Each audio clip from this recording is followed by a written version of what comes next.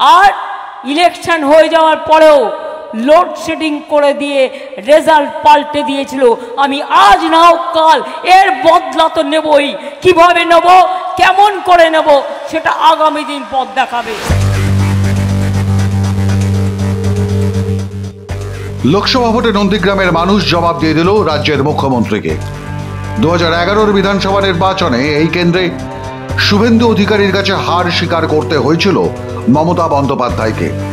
তবে সেই পরাজয় হজম করতে এখনো অসুবিধা হয় তৃণমূল সুপ্রিমোর। তাঁর অভিযোগ, লোডশেডিংয়ে ফল পাল্টে দেওয়া হয়েছিল।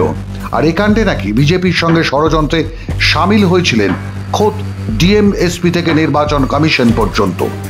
নন্দীগ্রাম ফল নিয়ে আদালতের দ্বারস্থ হতেও তাই কসুর করেনি তৃণমূল কংগ্রেস, কিন্তু তাঁদের সেই অভিযোগ ধোপে টেকেনি। ফলে হারের জ্বালা নিয়েই এখনো সর্বত্র ঘুরতে হচ্ছে মুখ্যমন্ত্রীকে। আর এখন সে জ্বালাকেই আরও কয়েক গুণ বাড়িয়ে দিল লোকসভা নির্বাচনের ফল। তমলুক থেকে জিতেছেন বিজেপি প্রার্থী অভিজিৎ গঙ্গোপাধ্যায়। আর এই তমলুক কেন্দ্রের নন্দীগ্রাম বিধানসভাতে বিজেপি এগিয়ে আছে 7,298 ভোটে। শুভেন্দু জিতেছিলেন 1,956 ভোটে। ফলে এটা স্পষ্ট হয়ে গেল, নন্দীগ্রামের মানুষ এখন মমতার পাশে নেই।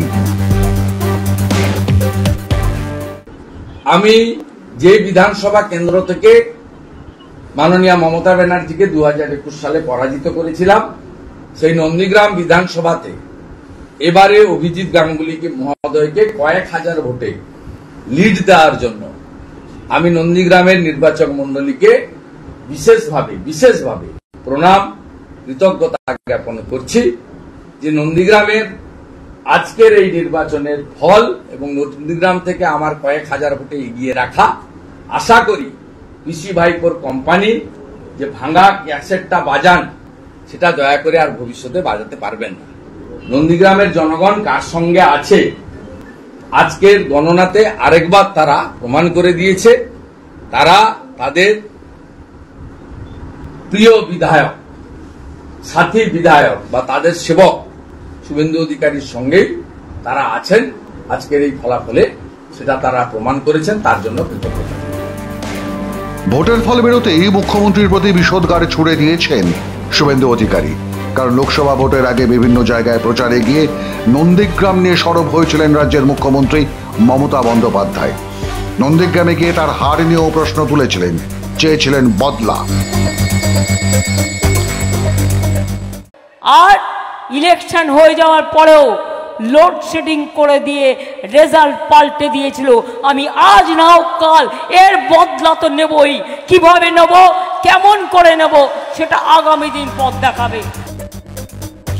মুখ্যমন্ত্রী যাই বলুন না কেন, 2021 সালে তাকে যেমন শুভেন্দুর কাছে ধরাশায়ী হতে হয়েছিল, 2023-এর পঞ্চায়েতের নির্বাচনেও নন্দীগ্রামে এগিয়েছিল বিজেপি। পঞ্চায়েত ভোটে সেখানে 7টি গ্রাম পঞ্চায়েত দখল করেছিল তৃণমূল কংগ্রেস, আর বিজেপির পক্ষে ছিল 9টি। সব মিলিয়ে 2টিতে এগিয়েছিল পদ্মশিবির।